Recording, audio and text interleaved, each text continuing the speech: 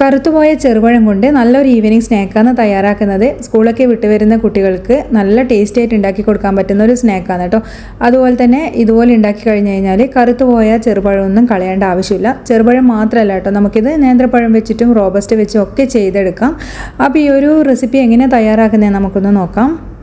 അപ്പോൾ നല്ലപോലെ പഴുത്തു പോയ ഒരു പഴമാണ് കേട്ടോ ഞാനിവിടെ എടുത്തത്. ഒരു 5-6 എടുത്തിട്ടുണ്ട്. അതിൻ്റെ തൊലി കളഞ്ഞിട്ട് ഒന്ന് മിക്സീൻ്റെ ജാറിലേക്ക് ഇട്ട് കൊടുത്തിട്ടുണ്ട്. അത് നമുക്ക് നല്ലപോലെ തന്നെ വെള്ളമൊന്നും ചേർക്കാണ്ടൊന്ന് അരച്ചുകൊണ്ട് വരണം. പിന്നെ നമ്മളിതിലേക്ക് ചേർക്കുന്നത് ഒരു 1/4 കപ്പ് തേങ്ങ ചിരവിയതാണ്.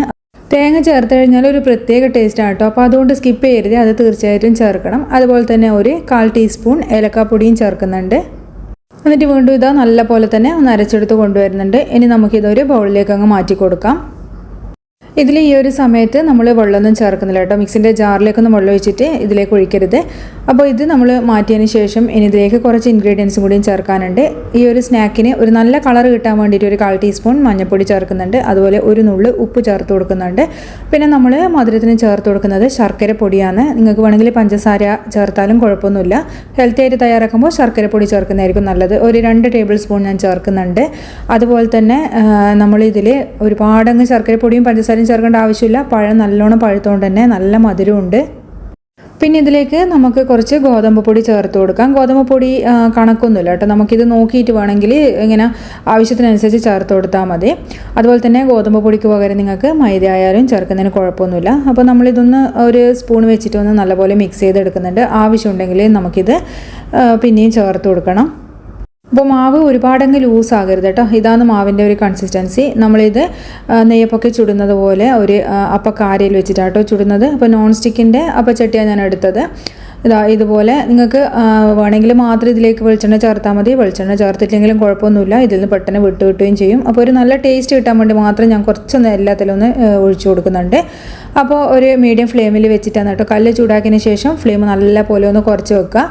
എന്നിട്ട് നമ്മളിതാ ഇതിലേക്ക് ഓരോ ടേബിൾ സ്പൂൺ മാവ് കോരി ഒഴിച്ചു കൊടുക്കുക. ഒരുപാടങ്ങ് നിറച്ചൊഴിക്കേണ്ട ആവശ്യമില്ല. അപ്പോൾ എല്ലാവരും മാവ് ഒഴിച്ചതിന് ശേഷം നമുക്കിത് നല്ലപോലെ ഒന്ന് കുക്ക് ചെയ്തെടുക്കാം.